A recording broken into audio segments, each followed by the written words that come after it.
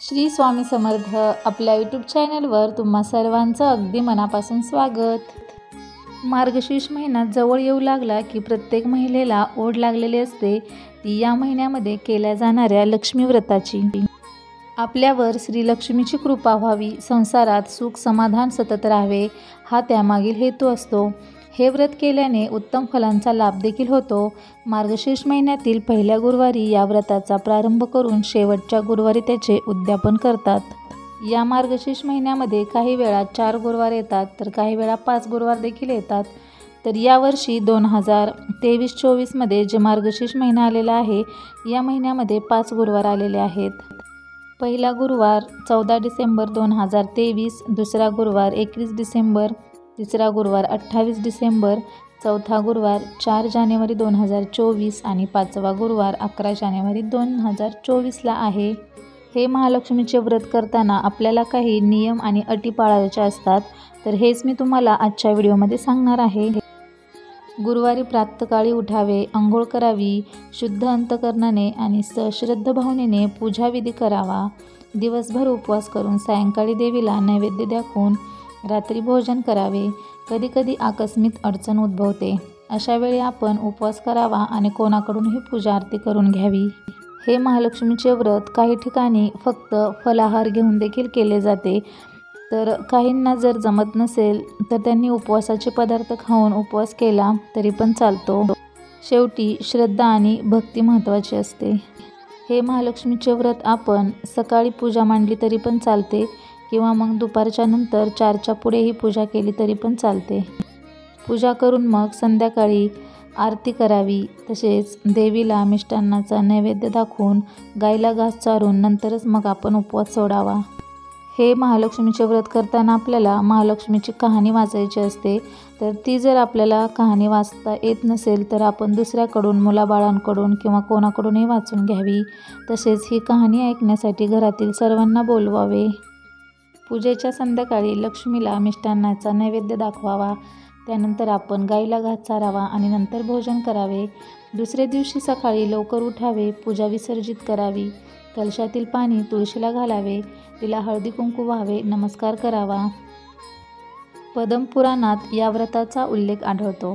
त्यात श्री लक्ष्मी देवीने असे कथन केले आहे की माझे हे व्रत जो कोणी नित्यनेमाने करील तो सदैव सुखी राहील, असे माझे वचन आहे।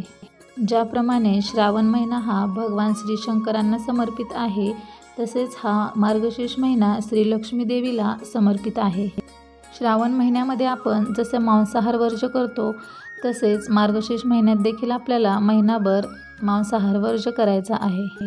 शक्यतो घरातील लोकांनी जरी मांसाहार केला तरी चालेल, परंतु ज्या स्त्रिया किंवा कुमारिका, पुरुष हे महालक्ष्मीचे व्रत करतात त्यांनी मांसाहार कडकडीत पाळावा। तसेच व्रत म्हटले की ब्रह्मचर्याचे पालन देखील काटेकोरपणे झाले पाहिजे। या व्रताच्या दिवशी आपण कोणाचीही निंदा नालस्ती करू नये, कोणाला अपशब्द बोलू नये, घरामध्ये भांडण तंटा होऊ देऊ नये। तसेच घरामध्ये किंवा आपल्या दारामध्ये एखादा कोण भिकारी वगैरे आला तर त्याला कधीही रिकाम्या हाताने पाठवू नये। हे महालक्ष्मीचे व्रत शक्यतो आपण आपल्या घरीच करावे, परंतु जर आपल्याला एकदमच अडचण आली आणि बाहेरगावी जर जावे लागले तर तेथे देखील आपल्याला उपवास करायचा आहे। तेथील स्त्रियाही जर हे व्रत करत असतील तर उत्तमच, त्यांच्यासोबत आपण पूजा आरती आणि कहाणी देखील वाचू शकतो किंवा ऐकू शकतो। तर शेवटच्या गुरुवारी आपल्याला या व्रताचे उद्यापन करायचे असते, तर नेहमीप्रमाणे आपण उद्यापना दिवशी देखील पूजा आरती नैवेद्य सर्व करून मग 7 कुमारिका किंवा 7 सुवासिनींना हळदी कुंकू घेण्यासाठी बोलवावे। या कुमारिकांना किंवा सुवासिनींना आपण जेवण द्यायचं असतं किंवा आपल्या ऐपतीप्रमाणे आपण काहीही अल्पोपहार देऊ शकतो, तसेच त्यांना एखादे फळ देखील द्यायचे आहे।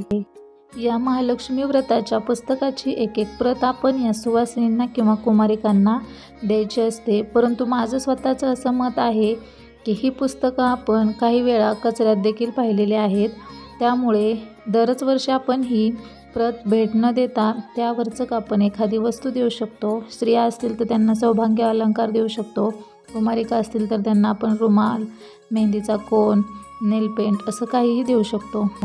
कारण एवढ्या श्रद्धेनं आपण महालक्ष्मी व्रत करतो आणि ही पुस्तकं जर आपल्याला कचऱ्यामध्ये किंवा कुठेही पाहायला भेटली तर त्याची विटंबनाच होते, म्हणूनच ही पुस्तकं देणे देखील टाळावे असं माझं स्वतःचं मत आहे. परंतु ज्याला हे पुस्तक द्यायचं आहे ते देऊ शकतो. तर हे होते काही महालक्ष्मी व्रताचे नियम. तर पुन्हा भेटूया अशाच एका नवीन व्हिडिओमध्ये. तोपर्यंत धन्यवाद. श्री स्वामी समर्थ.